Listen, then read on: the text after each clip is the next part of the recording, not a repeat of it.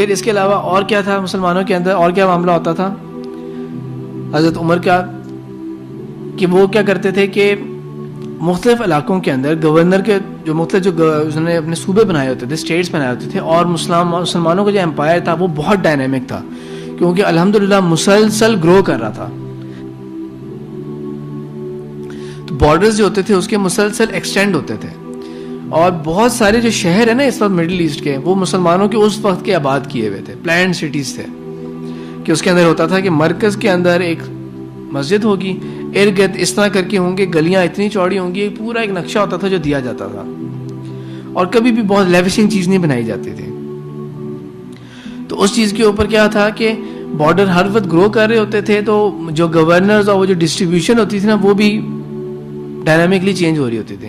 تو وہ جب چکر لگانے جاتے تھے، اس کے صوبوں کے چکر لگانے جاتے تھے، تو پیچھے اپنے نائب بنا کے چلے جایا کرتے تھے، جس طرح حضرت علی رضی اللہ تعالیٰ عنہ کو وہ اپنا بنا کے جایا کرتے تھے، اپنا خلیفہ کہہ لیں آپ، کہ وہ پیچھے میرے ایبسنس میں جو میٹرز ہوں گے وہ یہ دیکھ لیا کریں. اور وہ خود جایا کرتے تھے. تو جس طرح ایک جگہ کے اوپر انہوں نے دیکھا تھا کہ ایک بازار کے اندر ایک جیو ہے، یہودی ہے، بوڑھا، وہ بھیک مانگ رہا ہے. تو انہوں نے اس کو آؤٹریجیس، انہوں نے سمجھا کہ یہ کیا حد ہے، یہ گورنر کو طلب کیا اور کہا کہ یہ کیا معاملہ ہے، یہ کیوں ہو رہا ہے اس طرح. انہوں نے کہا کہ اس کا وظیفہ مقرر کیا جائے، یہ ہمارے انڈر آتے ہیں، یہ ہماری اسٹیٹ کی رسپانسبلٹی ہے، اس کا وظیفہ مقرر کیا جائے، اس کو بیچارے کو بھوک، اس بیچارے کو مانگنا نہ پڑے. حالانکہ کہنے کو کون تھا، جس کو ہماری مسجدوں کے اندر نارملی سب سے زیادہ برا بلا جس قوم کو کہا جا رہا ہوتا ہے، یہودیوں کو، تو وہ جو تھا، یہودی تھا، وہ مانگتا رہتا، وہ بھیک مانگتا رہتا. نہیں، اس کے لیے بھی وظیفہ مقرر کیا گیا.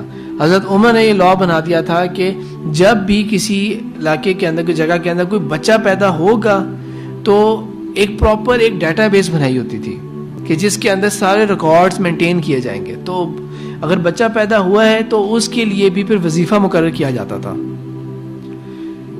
فوج کے اندر کون کون ہے، کون کون نہیں ہے، ان کی روٹیشن ہوتی تھی 4 مہینے کی. 4 مہینے کے بعد ہر بندے نے واپس اپنے گھر آنا ہے، گھر والوں کو ٹائم دینا ہے، پھر وہ واپس جا سکتے ہیں.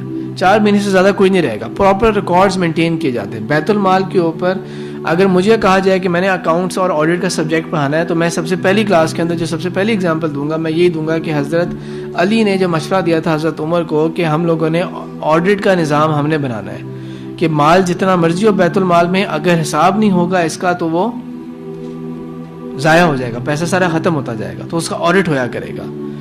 اس دور کے اندر، پہلے دوروں کے اندر، بادشاہ کے لیے کون سے آڈٹ ہویا کرتے تھے؟ کون آڈٹ کرتا تھا کہ بادشاہ نے کس چیز کا حکم دیا، کون نہیں دیا، کیا حساب ہوگا کس چیز کا؟ تو ابھی بھی آڈٹ نہیں ہوتا، ابھی بھی کہاں آڈٹ ہوتا ہے. زیادہ سے زیادہ کیا ہو جائے گا کہ کبھی ہمارے کوئی لیڈر، جب گورنمنٹ ختم ہوگی تو اس کے بعد کچھ کیسز ان کے بارے میں کھل جائیں گے، 5 سال کیسز چلتے رہیں گے ان کے، پھر جب ان کی دوبارہ گورنمنٹ آ جائے گی تو وہ کیسز دوبارہ بند ہو جائیں گے. تو یہ اس طرح کا ہمارے ہاں انصاف چل رہا ہوتا ہے. تو وہاں پہ کیا نظام تھا یہ والا؟ وہاں پہ یہ نظام تھا کہ آڈٹ ہویا کرتا تھا پراپر اس چیز کا. پھر ایک ایڈوائزری کونسل بنائی تھی، مجلس شورا بنائی ہوتی تھی، جس کے اندر مشورے اور مشاورے دی جاتی تھی کہ کیا کرنا ہے کیا نہیں کرنا. ایڈوائزری کونسل ہوتی تھی. بادشاہوں کی کون سی ایڈوائزری کونسل ہوا کرتی تھی؟ بادشاہ سلامت نے جو کہہ دیا بس وہی حکم ہویا کرتا تھا. حضرت عمر رضی اللہ تعالیٰ عنہ جو تھے، وہ جو سلیکشن والا کام ہے نا، جو پولیٹک، وہ میں نے آج کور کرنا ہے، تو اس لیے میں حضرت عمر کی دور کے واقعات کو تھوڑا سا کٹ کرتے ہوئے ابھی آگے چلتا ہوں اینڈ کی طرف. حضرت عمر رضی اللہ تعالیٰ عنہ جو تھے، یہ جب شہید ہوئے تھے، شہید کس طرح ہوئے تھے کہ ان کو ایک پیگن نے، ایک فارس کے، ایران کے ایک تھا، مجوسی تھا، نان مسلم تھا، اس نے ان کو خنجر مارا تھا بلو بیلٹ لائن. تو خنجر جو مارا تھا ان کو، وہ خنجر تو زخم سے بچ گئے تھے، لیکن وہ زہر میں ڈوبا ہوا تھا، جس کی وجہ سے وہ ان کا جو اس کا زخم تھا نا، وہ صحیح طرح ہیل نہیں ہو پائے تھے. وہ ہوا یہ تھا کہ وہ فجر کی نماز پڑھانے لگے تھے. فجر کی نماز سے پہلے، بلکہ ہر نماز سے پہلے، حضرت عمر جو تھے وہ میک شور کرتے تھے کہ صفوں میں گیپ نہ ہو، اور صفوں میں چل پھر کے دیکھا کرتے تھے وہ خود. تو تو وہ چل کے جا رہے تھے تو وہ بیچ میں گھسا ہوا تھا, خنجر اس کے ہاتھ میں تھا. حضرت عمر جیسے سامنے سے گزرے تو اس نے خنجر ان کو مار دیا بلو بیلٹ لائن. اور ظاہری بات ہے کہ صحابہ جو تھے جو نماز پڑھنے آئے تھے وہ تھا زہر میں ڈوبا ہوا تھا. اب جو نماز پڑھنے آئے تھے وہ کہیں ہتھیار تو نہیں لے کے آئے نا, اسلحہ تو نہیں لے کے آئے ہوئے تھے وہ, تو اس لیے اس کا جتنوں پہ بس چل سکا اس نے مارا. اور صرف حضرت عمر نہیں اور بھی شہید ہو گئے تھے, کچھ زخمی بھی ہوئے تھے, کچھ شہید بھی ہو گئے تھے. اور بالآخر اس نے پھر اپنے آپ کو بھی مار دیا تھا. تو اس لیے وہ جو معاملہ تھا کہ اس کی بہت زیادہ ڈیٹیل اسکروٹنی ہو سکے, وہ معاملہ جو ہے وہ معلوم نہیں ہو سکا کہ کس نے کیا تھا, پیچھے سٹوری کیا تھی. اگر پکڑا جاتا تو انویسٹیگیشن ہوتی نا تو بہت زیادہ ڈیٹیل. اس لیے ہسٹری کے اندر اس بارے میں ملٹیپل رائے ہیں کہ حضرت عمر کو کس نے شہید کیا تھا اور اس کے پیچھے موٹیوز کیا تھے. ایک نہیں ملٹیپل رائے, لیکن وہ رائے کی بات ہوگی.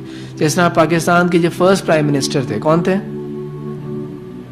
لیاقت علی خان. لیاقت علی خان کو بھی ٹھیک ہے, لیاقت علی خان کو بھی اسیسینیٹ کر دیا گیا تھا, مار دیا گیا تھا.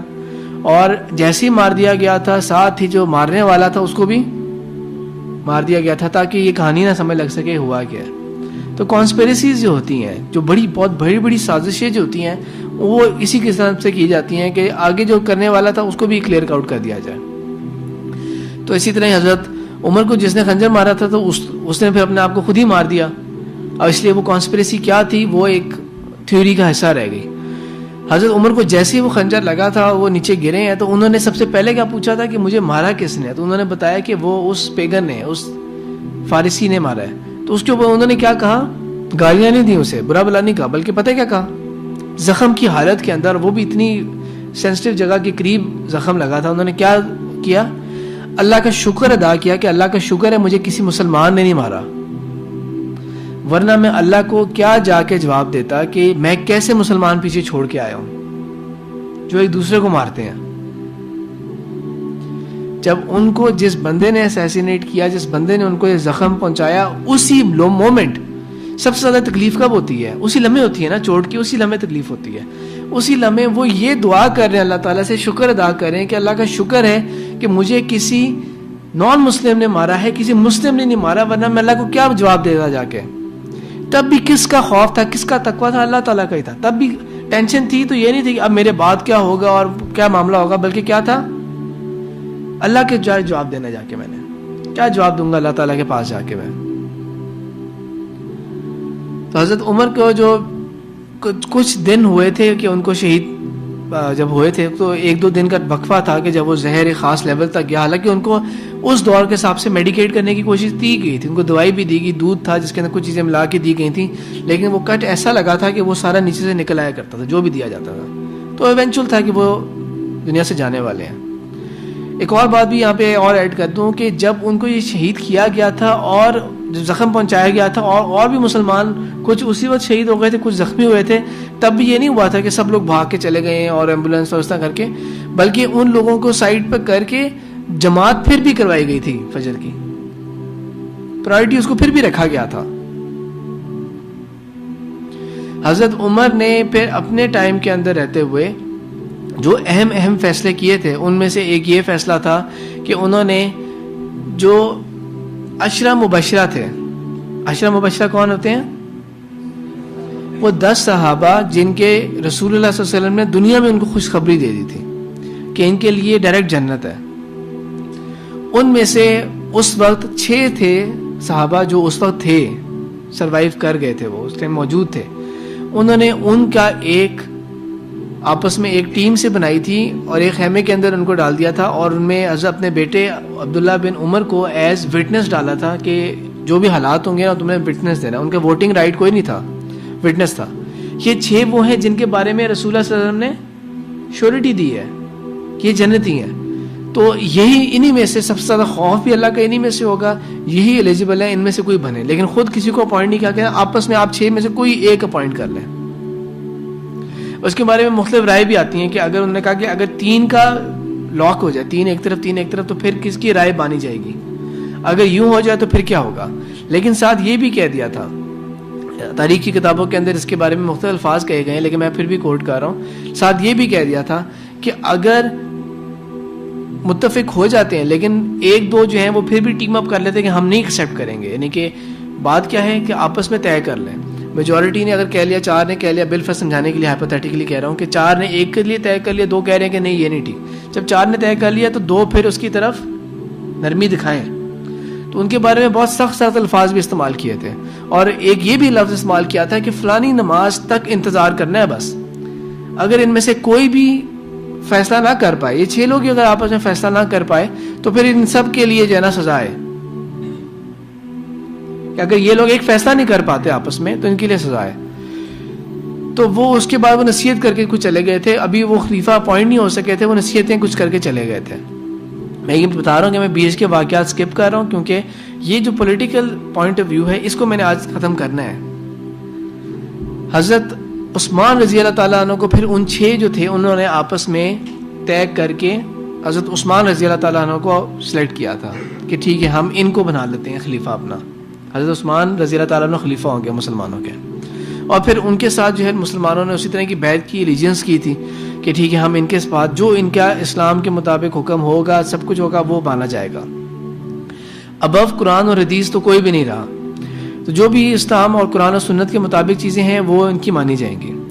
حضرت عثمان رضی اللہ تعالیٰ عنہ کو اینڈ میں جا کے پھر جب شہید کیا گیا تھا, وہ جب ایک مسئلہ پیدا ہوا تھا وہ خوارج کا, اور جو لوگ سارے جو اسلام کے دشمن جو تھے وہ لوگ ایک مسلمانوں کے اندر ایک فرقے بن گئے تھے, اور جو ایک حضرت عثمان کو جس طرح شہید کیا گیا تھا پھر کہ ان کا سیج کر لیا گیا تھا ان کے گھر کے ارد گرد, اور پھر ایک دن ان کو اس طرح شہید کیا گیا. بعد میں حضرت علی کو پاپولر کنسنسس کے ساتھ بنایا گیا تھا, جس طرح آج کل کے دور کے حساب سے ایک ریفرینڈم ہوتا ہے کہ یہ ہے خلیفہ ایکسیپٹ کرنا ہے نہیں کرنا. تو جنرلی عوام نے ان حالات کے جو اس وقت کے حالات تھے اس کے حساب سے ایکسیپٹ کیا تھا.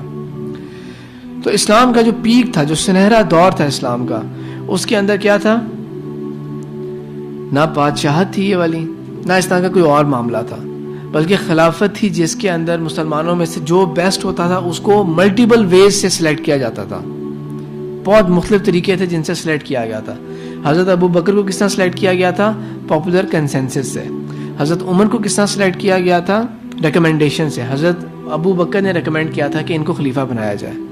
حضرت عثمان کو کس طرح کیا گیا تھا؟ ایک الیکٹورل کالج بنا دیا گیا تھا کہ یہ آپس میں الیکشنز کر لیں یہ 6 لوگ جو ہیں. اور حضرت علی کو جس طرح کہ آج کل ریفرینڈم ہوتا ہے اس طرح سے سلیکٹ کر لیا گیا تھا. تو ملٹیپل طریقے جس کے اندر مسلمان جو تھے انہوں نے ایک دوسرے کو خلیفوں کو سلیکٹ کیا تھا, اپنے خلیفہ جو تھے ان کو سلیکٹ کیا تھا. بہت انفارچونیٹ ہوا کہ پھر کچھ عرصے بعد حضرت حسن رضی اللہ تعالیٰ عنہ کو بھی پھر سلیکٹ کیا گیا تھا, لیکن بعد میں جب پھر وہ بنو امیہ کا دور آیا تو پھر مسلمانوں کے لیے انفارچونیٹ ہوا بہت زیادہ کہ ہم دوبارہ ڈرفٹ بیک کر گئے ٹورڈز بادشاہت, کہ وہ جو بادشاہت والا نظام تھا اس کی طرف دوبارہ مسلمان جو تھے وہ ڈریگ آؤٹ ہو گئے, کہ دوبارہ وہی ہونا شروع ہو گیا کہ جو باپ ہوگا اس کا بیٹا جو ہوگا یا اولاد ہی میں سے کوئی خلیفہ بنے گا. نام خلیفہ دیتے گئے لیکن اوور آل جو تھا وہ رہا جو تھا وہ ایک طرح کی بادشاہت ہی رہی تھی, لیکن وہ اس دور کی بادشاہت سے پھر بھی بہت بہتر تھی, اور شریعت اور اسلام کے قوانین اور احکامات جو تھے وہ لاگو تھے اور انہی کے مطابق فیصلے ہویا کرتے تھے. بعد میں ایک اور ایگزیمشن بھی آتی ہے, وہ آتی ہے حضرت عمر بن عبدالعزیز کی, رضی اللہ تعالیٰ عنہ کہہ رہا ہوں, یہ بعد میں آتے ہیں. عمر بن عبدالعزیز, ان کو بھی جو سلیکٹ کیا گیا تھا وہ بادشاہت کی بنیاد کے اوپر نہیں کیا گیا تھا, بلکہ انہوں نے کہا تھا ان کو, بلکہ پہلے اپوائنٹ اس نے کیا گیا, انہوں نے اس کو نہیں مانا تھا, تو ان کو پھر پاپولر ایکسیپٹنس کے ساتھ ان کو ایکسیپٹ کیا گیا تھا. وہ ایک ایکسیپشن پھر بھی دوبارہ بعد میں آتے ہیں, لیکن ادروائز ہمارا جو دور جو گزرا ہے, جس طرح بنو امیہ کا دور, بنو عباس کا دور, فاطمیت کا دور جو تھا جو ایجپٹ اور اس سائڈ پہ رہا تھا, اور جو پھر ہمارا جو دور رہا تھا یہ سلطنت عثمانیہ اور ٹرکش جو اس طرح اس علاقے کے اندر جو مغلوں کا رہا تھا, یہ سب کچھ یہ نارملی کیا تھے سارے, بیسیکلی یہ بادشاہت کی طرف دوبارہ ڈرفٹ ہوا تھا اسلام کا. تو پالیٹکس کے اندر اب واپس میں کرتا ہوں, جب پوری دنیا کے اندر بادشاہت ہوتی تھی تو اسلام نے یہ آئیڈیا دیا تھا کہ جو خلیفہ ہوتا ہے, جو امیر المومنین ہوتے ہیں, وہ کون ہوتا ہے؟ خادم ہوتا ہے, سرونٹ ہوتا ہے قوم کا, اس کے اوپر یہ ذمہ داری دی جاتی ہے والی, اور وہ ایک سیلریڈ پرسن ہوتا ہے. ایسا نہیں ہے کہ اس کے پاس بے تحاشا اختیارات ہیں, کوئی رائلٹی حاصل نہیں ہے اسے کہ یہ جو خزانے ہیں ان کے اوپر ہمیں رائلٹی حاصل ہے. جس طرح جتنے بھی عرب کنٹریز ہیں ان کے اندر آپ دیکھ لیں, آج کل کے عرب کنٹریز جو بنے ہوئے ہیں ان کے اندر آپ دیکھ لیں کہ جو رولنگ ایلیٹ ہوتی ہے وہ بہت امیر امیر لوگ ہوتے ہیں, کیونکہ اس ملک سے جو بھی تیل نکل رہا ہوتا ہے ان کو اس کے اوپر رائلٹی حاصل ہوتی ہے. تو ایسی کوئی چیز نہیں ہوتی تھی, نہ کوئی رائلٹی تھی, سیلریڈ پرسن تھے. اور جو میں نے آپ کو ایگزامپلس دے دی ہیں ہمبلنیس کی, کہ اس درجے کی ہمبلنیس ہوتی تھی ان کے اندر, اس درجے کی ہمبلنیس ہوتی تھی. پھر اس کے علاوہ جب مسلمانوں نے, جب حضرت عمر رضی اللہ تعالیٰ عنہ کے دور میں مسلمان جب فلسطین پہنچ گئے تھے, یروشلم اس دور کے جو شہر ہوتے تھے ان کے بڑی بڑی دیواریں ہوتی تھیں. تو یروشلم کا جب سیج ہویا ہوا تھا مسلمانوں کا, تب مسلمانوں کو وہاں سے عیسائیوں کی طرف سے یہ معلوم ہو گیا یہ بات کہ ان لوگوں کے ہاں ایک بات ہے کہ یہ صرف ایک عاجز, ایک پروفیسی ان کے ہاں چلی آ رہی ہے کہ اس شہر نے, یروشلم کے شہر نے ایک عاجز عادل بادشاہ کے آگے سرنڈر کرنا ہے. ان کو یہ پروفیسی پتہ لگ گئی مسلمانوں کو. تو مسلمانوں کے جو فوج کے جو لیڈر تھے, حضرت عمر, حضرت ابو بکر صدیق رضی اللہ تعالیٰ عنہ کے دور میں کون لیڈر تھے, مسلم آرمی کے کون لیڈر تھے, خالد بن ولید رضی اللہ تعالیٰ عنہ.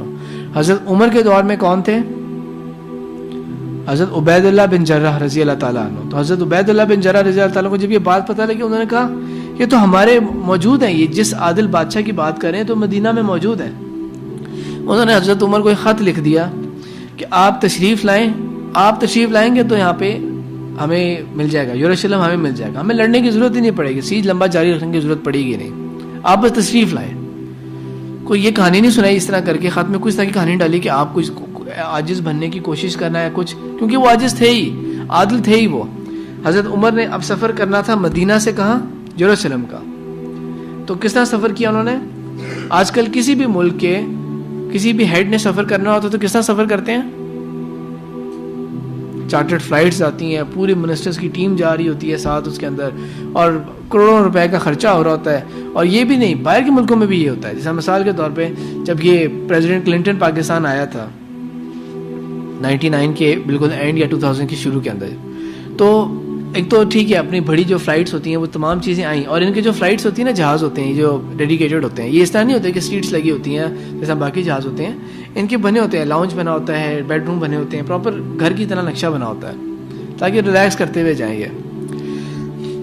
تو جب پریزیڈنٹ کلنٹن آیا تھا تو ایون اس کی لیموزینز بھی ساتھ آئی تھیں, جن گاڑیوں کے اوپر اس نے یہاں پہ لوکلی ٹریول کرنا تھا وہ لیموزینز بھی ساتھ آئی تھیں. تو حضرت عمر بن خطاب رضی اللہ تعالیٰ عنہ امیر المومنین, جن کے دور کے اندر ایک سپر پاور جو تھی پرشین امپائر, ستیہ ناش ہو گیا تھا, ختم ہو کے رہ گئے تھے. پرشین امپائر اتنا پش بیک ہوا تھا, اتنا پش بیک ہوا تھا کہ پرشین امپائر کا جو بادشاہ تھا اس نے پتہ کیا کیا تھا, اس نے چائنا کے جو ایمپرر تھا اس سے ریکویسٹ کی تھی کہ مجھے پروٹیکٹ کریں آپ. اس قدر اینڈ تک چلا گیا تھا.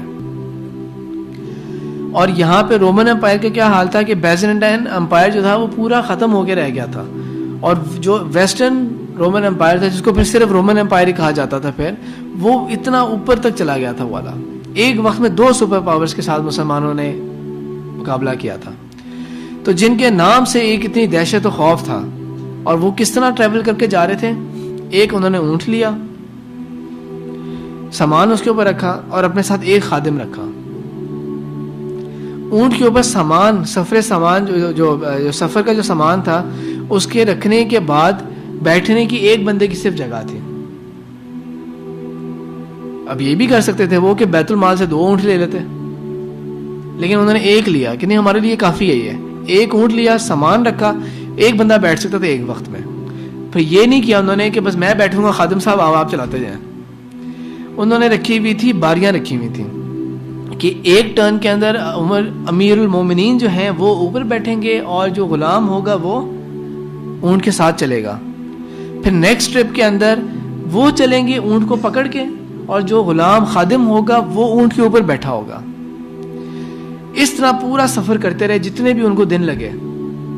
جب وہاں قریب پہنچ گئے تھے, فلسطین تک پہنچتا تھا, تو اللہ کی طرف سے یہ ہوا کہ جو باری آئی تھی, جو ٹرن تھی, وہ خادم کے اوپر بیٹھنے, غلام کے اوپر بیٹھنے کی تھی. اس نے حضرت عمر کی منتیں کی کہ لوگ کیا کہیں گے, میں اونٹ کو لے کے چلتا ہوں, آپ اوپر بیٹھیں, کچھ تھوڑا سا شہانہ طریقہ ہوگا, کچھ ہوگا. تو انہوں نے کہا باری تمہاری بنتی ہے, اس میں شہانہ پن کون سا ہے, تمہاری باری ہے, تم ہی چلو گے. اور حضرت عمر کی پرسنالٹی کے سامنے زیادہ بحث بھی نہیں کی جا سکتی تھی, تو جب وہ وہاں پہ گئے ہیں آ رہے تھے تو مسلمانوں نے فوج نے دیکھا کہ خلیفہ ہمارے آ رہے ہیں, تو ان کو عیسائیوں کو کہہ دیا اوپر چڑھ کے دیکھ لو اپنی دیواروں کے اوپر, وہ ہمارے بادشاہ آ رہے ہیں, ہمارے امیر المومنین وہ آ رہے ہیں. تو ان کے جتنے بھی بڑے بڑے جو ان کے جو پریسٹ پادری بھی تھے اور جو ان کے جو گورنر وغیرہ تھے, وہ سب دیوار کے اوپر, جو شہر کی بڑی دیوار کے اوپر کھڑے ہو کے دیکھنا شروع ہو گئے کہ کون ہے. ان کا جو اونٹ کو پکڑ کے آ رہا ہے نا, یہ ہمارے امیر المومنین ہیں. کپڑے جو تھے ان کے وہ اتنے زیادہ تھے کہ اس کے اوپر مسلسل جو تھے وہ پیچز لگے ہوئے تھے. اگر ہماری کوئی شرٹ کی کہیں سے دھاگا خراب ہونا شروع ہو جائے تو ہم کیا کرتے ہیں, اس کو تو فی سبیل اللہ دے دیتے ہیں ہم لوگ, یہ اللہ کی راہ میں ہم نے دے دیا ہے. کہیں سے کوئی دھاگا خراب ہو گیا, رنگ فیڈ ہو رہا ہے, کچھ خراب ہو رہا ہے. ان کے وہی کپڑے چلتے رہے, جہاں پہ خراب ہوتا تھا وہاں پہ پیچز لگا دیا کرتے تھے کپڑے کے. تو پورے کپڑے کے اوپر اس طرح کے مختلف قسم کے پیچز لگے ہوئے ہیں. آگے آ رہے تھے تو بیچ میں سے ایک پانی گزر رہا تھا, تو اس پہ انہوں نے اپنے کپڑے کو ایک ہاتھ سے تہبند, ان کو ایک ہاتھ سے سمیٹا, اوپر کیا, جوتی اتار کے اس میں کر لی, پکڑ لی, اور ایک ہاتھ سے اونٹ کو پکڑ کے آ رہے ہیں. اس عاجزی اور سادگی کے ساتھ جب وہ آئے تو انہوں نے, کرسچنز نے گیٹس شہر کے ویسے ہی کھول دیا کہ ہمارے ہاں ایک پروفیسی چلی آ رہی تھی, ایک پیشن گوئی چلی آ رہی تھی کہ بالآخر اس شہر کو جب فاتح ہوگا نا تو ایک بہت عاجز عادل بادشاہ ہوگا. تو یہ وہی ہے جس کا منظر ہم نے آج دیکھا ہے, اور ان کو ویلکم کیا گیا تھا. تو یروشلم جو تھا وہ اس طرح فتح نہیں ہوا تھا کہ قتل و غارت ہوئی ہے اور اتنے لوگ مارے گئے, شہید ہوئے, بلکہ کیا ہوا تھا, ہینڈ اوور کیا تھا. اور ایک ایگریمنٹ کیا تھا حضرت عمر بن خطاب رضی اللہ تعالیٰ عنہ نے, اور وہ ایگریمنٹ کیا تھا کہ کرسچنز کو یہاں پر فل رائٹس حاصل ہوں گے, ان کی کوئی چرچ, کوئی عبادت کی جگہ, کیونکہ یروشلم کے اندر ان کی سوائے چرچ کی اور بھی عبادت کی جگہ ہیں. کیوں؟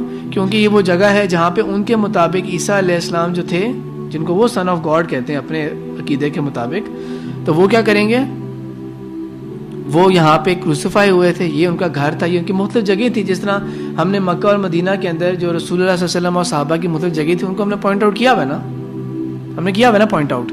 ہمارے لیے وہ مقدس جگہ ہیں, ہم عبادت تو نہیں کرتے ان جگہوں کی, صرف رسپیکٹ ہے ان جگہوں کی ہسٹری کے پوائنٹ آف ویو سے. تو کرسچنس کو کیا کہہ دیا, عیسیٰ علیہ السلام کو ہم کیا مانتے ہیں, اللہ تعالیٰ نے ہمیں کیا عقیدہ بتایا,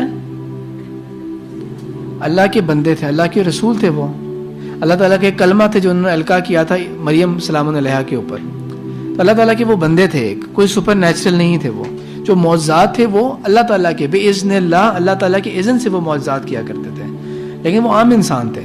اور عیسائی کیا مانتے ہیں, انہیں سن آف گاڈ, خدا کا بیٹا مانتے ہیں,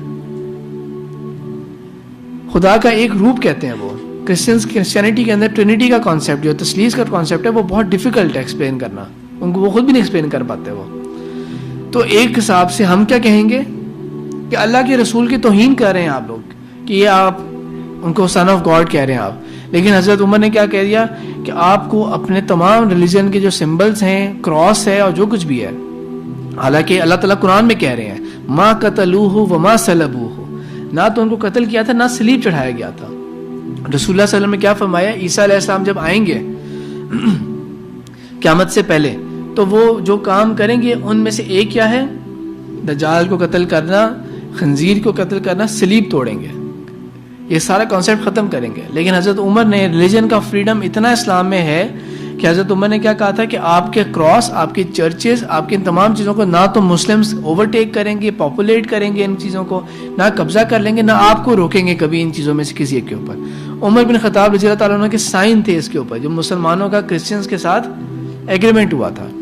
مائنورٹی کے رائٹس اتنے ہیں اسلام کے اندر کہ رسول اللہ صلی اللہ علیہ وسلم نے فرمایا, جس نے ایک ذمی کو, ایک مائنورٹی جو کہ مسلمانوں کے پروٹیکشن کے اندر رہ رہا ہوتا ہے, جیسے ہمارے ملک کے اندر ہندو اگر رہ رہے ہیں, یا ہمارے ملک کے اندر اگر کوئی کرسچنز رہ رہے ہیں, یا جس طرح ابھی ایک ایونٹ ہونا ہے تو جس طرح سکھ آئے ہیں باغا بارڈر سے, آپ نے کل پرسوں دیکھا ہوگا خبروں کے اندر, ایک ذمی کو بھی اگر قتل کیا وہ جنت کی خوشبو تک نہیں سونگھ سکے گا, حالانکہ اس کی خوشبو بہت دور تک سونگھی جا سکے گی.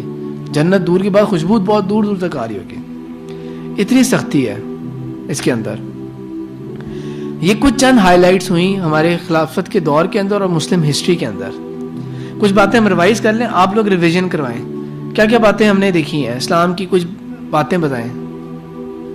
نمبر 1, پہلی بات میں نے کہاں سے سٹارٹ کی ہے, ہسٹری کتنی امپورٹنٹ ہے. اس کی ایگزامپل آپ یہ ہمیشہ مائنڈ میں رکھیں کہ ایک ایسا بندہ جس کی یادداشت ہی کھو گئی ہو, اسے کیا حال ہوگا, اس کا پریزنٹ کیسا ہوگا, اور اس کا مستقبل کیا ہوگا. اس کو نہ یہ پتا کہ میں نے ابھی کیا کرنا ہے, اور مستقبل کے اندر اس کو پتہ بھی نہیں ہوگا کہ مستقبل میں کوئی پلان بھی کرنے کی ضرورت ہے مجھے. یہی حال ہمارا ہوگا اگر ہمیں نہیں پتا کہ ہماری ہسٹری کیا رہ چکی ہے پیچھے, اسلام کی پیچھے کیا تاریخ ہے. اقبال کے کیا شعر سنایا آپ کو میں نے, کبھی اے نوجوان مسلم تدبر بھی کیا تو نے, وہ کیا گردوں تھا جس کا تو ہے ٹوٹا ہوا تارا. مسلمانوں کا بتایا کہ خلافت جو ہوتی تھی وہ کس طرح سلیکٹ کیا کرتے تھے. اس کے اندر آپ کو یہ بتایا کہ ان کی سیلری کس طرح ہوتی تھی. عورتوں کو انہوں نے حق دیا ہوتا تھا کہ عورتیں گھر کے فائنینسز بجٹس مینیج کیا کرتی تھی.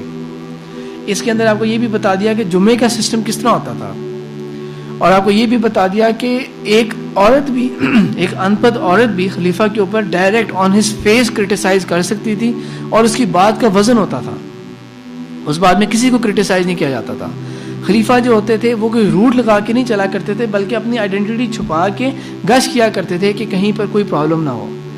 ایون حضرت عمر رضی اللہ تعالیٰ عنہ کو جب شہید کر دیا گیا تھا, حضرت عثمان بھی شہید ہوئے, حضرت علی بھی شہید ہوئے, پھر بھی کسی نے کوئی سیکورٹی کا بندوبست نہیں کیا کہ اب ارد گرد باڈی گارڈز کھڑے ہوئے ہوں گے, یا کوئی سیکورٹی کی کوئی جیکٹ پہن کے چل رہے ہوں گے کہ کوئی بلٹ پروف جیکٹ ہے یا کچھ اس طرح کی چیز ہے کہ ہمیں نہ مارا جا سکے, کیونکہ سارا توکل اللہ کے ساتھ ہوتا تھا. انہوں نے جتنے بھی اچھے کام کیے تھے, انہوں نے یہ نہیں کہا ذرا میری اخبار میں کوئی خبر چھپا دو اس کے اوپر, سب کام اللہ کے لیے کیے تھے انہوں نے, جتنے بھی کام ہوئے تھے. عاجزی اور ان کی ساری کتنی تھی, اور اللہ تعالیٰ کی نے جو ذمہ داریاں دی ہیں ان کا کس قدر احساس تھا. ٹائم ایگزیکٹ 10 o'clock ہو گیا. آپ نے کوئی کویشچن پوچھ لیں, پھر اس کلاس کو آگے کنٹینیو میں کرتا رہوں گا. اس طرح بیچ میں سے جو حصے میں بتاتا جاؤں گا اسلامک ہسٹری سے ریلیٹڈ, اور ان کا کمپیریزن آج کل کے دور کے اندر کہ جو ہمیں درس دے رہے ہوتے ہیں ان کے اپنے ملک کے اندر کیا حال ہوتا ہے. سبحانک اللہم و بحمدک نشہد ان لا الہ الا انت نستغفرک و نتوب الیک.